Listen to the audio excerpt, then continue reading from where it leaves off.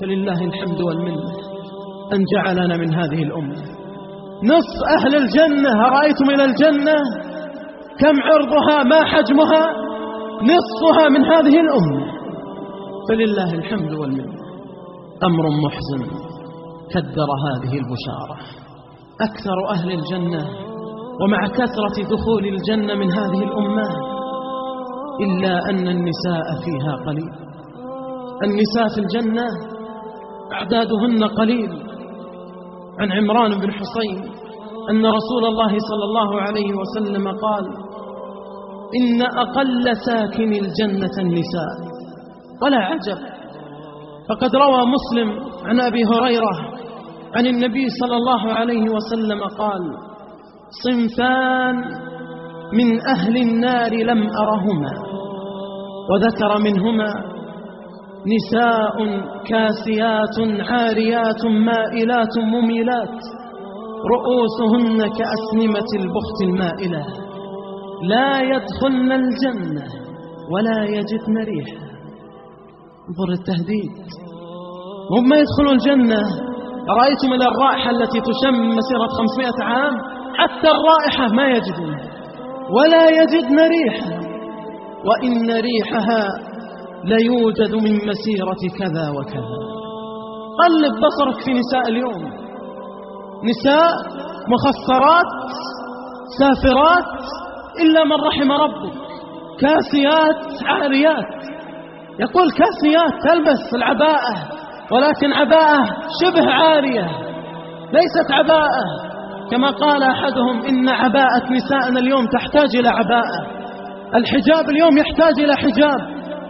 يقول: أتت امرأة إلى محل وهو يبيع في محل تجاري، ولما أرادت أن تدفع الحساب يقول: والله الذي لا إله غيره كشفت عن عباءتها بقصد فتنة البائع، فإذا والله هي عارية كما خلقها الله. ألا ينطبق عليه هذا الحديث؟ أقل ساكن الجنة النساء. وحدث ولا حرج، تذهب بأهلك أنت أيها الصالح المستقيم، تبحث عن عباءة ساترة تغطي الرأس، تدخل محل تقول فيها عباءة ساترة، يقول: أنت متخلف، ما عندنا يا أخي، ابحث، راح فصل، ما عندنا هذه العباءة. هذه العباءة ترى مي بعباءة نسائنا اليوم، عباءة عائشة وخديجة وفاطمة وعباءة زينب وأم سلمة. أما هؤلاء فتيات القرن العشرين، هذول أفضل من أم سلمة، هذول ضامنين الجنة.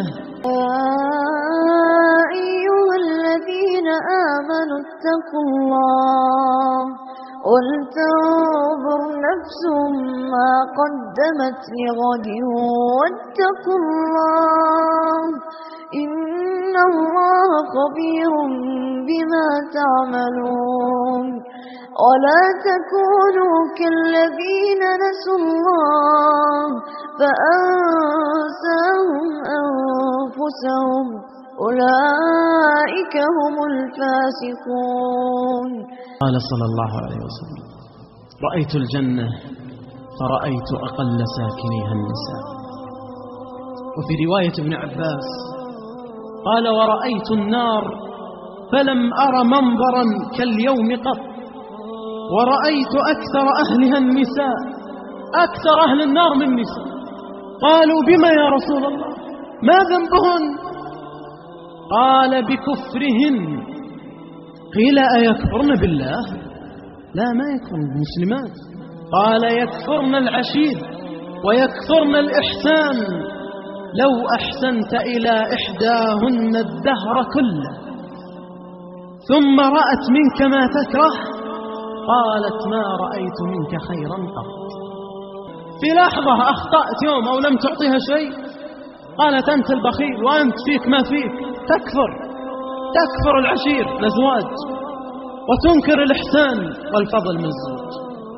وفي رواية أنه قال صلى الله عليه وسلم: يكثرن اللعن والسب. على أي شيء تلعن أبنائها لعنات في اليوم والليلة، وتسب تدعو عليهم دعاء لو استجيب لهلكوا عن بكرة ابنها. على أبنائها وذريتها. هذا السبب. فليتق الله النساء، أكثر أهل النار من النساء، وما ظلمهم الله ولكن كانوا هم الظالمون، وما ظلمهم الله ولكن كانوا هم الظالمون، وما ظلمهم الله ولكن كانوا هم الظالمون. جوال الخير، عطاء متجدد. وما ظلمهم ولكن كانوا هم الظالمون.